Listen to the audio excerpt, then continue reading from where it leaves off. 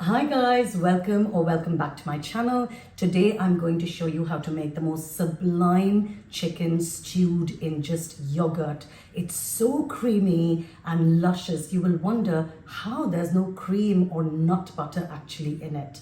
Now, I also have tips and tricks for you on how to cook with yogurt in case you're worried about it splitting. So if that sounds good, please hit the subscribe button so you can support my work but also never miss a post or a recipe from me. Let's go. You'll need half a kilo of skinned chicken on the bone for this. Now, I like to just yank the skin off like this or make a little slit with a knife and then the skin comes off incredibly easily. We're going to marinate that chicken first to make it really tender. If I'm honest with you, I didn't leave this for terribly long, but I felt like it helped. So a teaspoon of turmeric powder, then I've got 2 to 3 teaspoons, you can decide what you want to add, of Kashmiri chili powder. Kashmiri chili powder has a moderate heat but intense red color, and it'll really make this curry glow. And to that I'm adding 3 large dollops, so tablespoons, of thick Greek yogurt. This is hunkered, it has a high level of fat, it cooks really well, and it will make everything incredibly creamy. Mix that well together with a spoon. So all the chicken has the yogurt in it beautifully, and those spices get into all the little crevices and cracks of the chicken. You also want to salt this at this stage, just because the salt draws moisture out of the chicken and it will help the spices then go back into it. So this is some scientific process I won't bore you with, but it really does help to salt the chicken at this stage. You can leave this sitting around for an hour or overnight, whatever you get the time to do. Now in hot oil, we're going to add 1 bay leaf, a stick of cinnamon, black cardamom, and a couple of cloves. I've been a bit lazy and minced 1 medium onion in a food processor, I'm afraid. So in that goes in the hot oil. Adding sugar and salt at this stage really helps the onions cook down quickly and caramelize for you.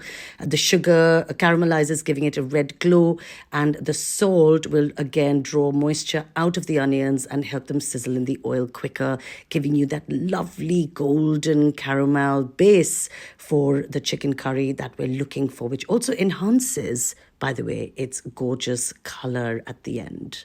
Now, first things first, you need to sweat down that onion, right? Get it to start getting a little bit of color on it. And then we're going to add the ginger and garlic. I've got about 4 cloves of garlic here and a thumb of ginger that I've peeled and also minced in my little food processor. I do love them. And that gets stirred through again beautifully with that onion. It's smelling utterly gorgeous now. As you can probably imagine, waste not, want not. I'm going to scrape out all the little bits of ginger and garlic from my little food processor. In that goes, and you're going to keep stirring until, look at that gorgeous color on the masala. Can you see it going golden and caramel? And this is a really important step. You mustn't skip this.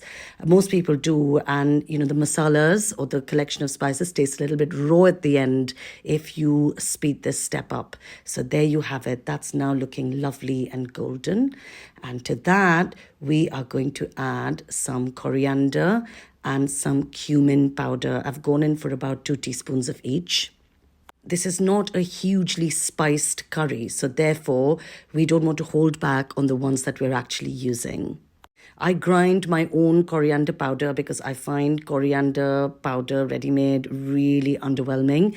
But ready-bought is also absolutely fine. I'm not the sort of person who's going to be asking you to grind your own masalas and powders, guys. Don't you worry.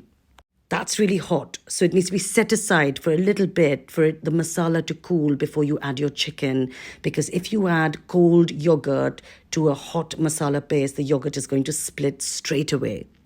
Give the yogurt another mix into the chicken, and then we're going to bring that pan back on a low heat, much lower than it was before, because obviously we were frying before the masalas, and you'll toss in those chicken pieces along with all the yogurt that is coating them beautifully. Keeping this on a lowish flame, you want to start moving those chicken pieces around in now what is a warm masala paste, making sure that it nicely adheres to the chicken. You can see the chicken will slowly start to get some color on it. I'd started with 2 teaspoons of Kashmiri chili powder and I'm adding another one now. And that's what is going to give this its beautifully rich color. Now, the turmeric, of course, helps here, but it can be a little bit yellow and odd looking.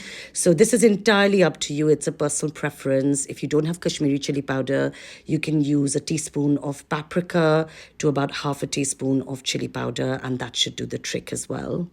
We do need to add some water to loosen this. So I've mixed a bit of lukewarm water into the remaining marinade so we don't waste any of it. And then whisk that through to loosen it up and then poured it into the chicken. And look at that gorgeousness. Isn't it lovely? You might be wondering at this stage why on earth I'm using chicken on the bone. Wouldn't chicken pieces be much easier and quicker? Yes, it would, but bones add so much flavor. I love cooking with chicken on the bone. It's just beautiful. You get that added benefit of the stock effect. And I never ever use chicken breast to make curries with. Chicken breast taste of nothing. And frankly, if anything, they taste of polystyrene and they're practically impenetrable to spices. Well, look, I digress. Let's stick that lid on now.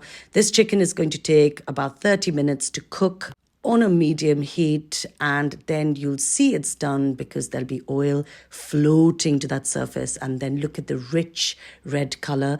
I added a little bit more hot water just to loosen the curry. This is entirely a preference thing. If you want it thick to go with rotis, naans, flatbreads, leave it as it is. I've got some good quality chicken here, so it hasn't let out much water either, and we want to eat this with rice.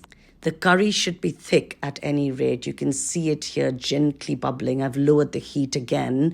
The chicken pieces will be cooked. You'll know because the chicken will be leaving the bones on the leg pieces. That's a really quick fire way to check. All you've got to do then is pour it into your serving dish or your thali if you're building one based on my recipes, and then you are good to go.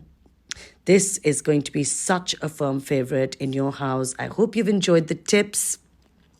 Now, all we've got to do is pop it on our thali, the one I'm building for you to teach you about Indian cooking for Diwali, and then get eating.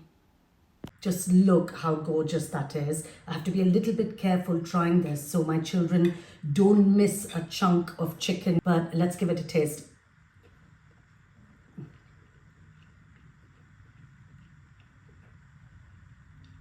That chicken curry has made my mouth sing and my soul so complete. If you enjoyed this, please don't forget to hit the subscribe button and see you again soon for more recipes and fun.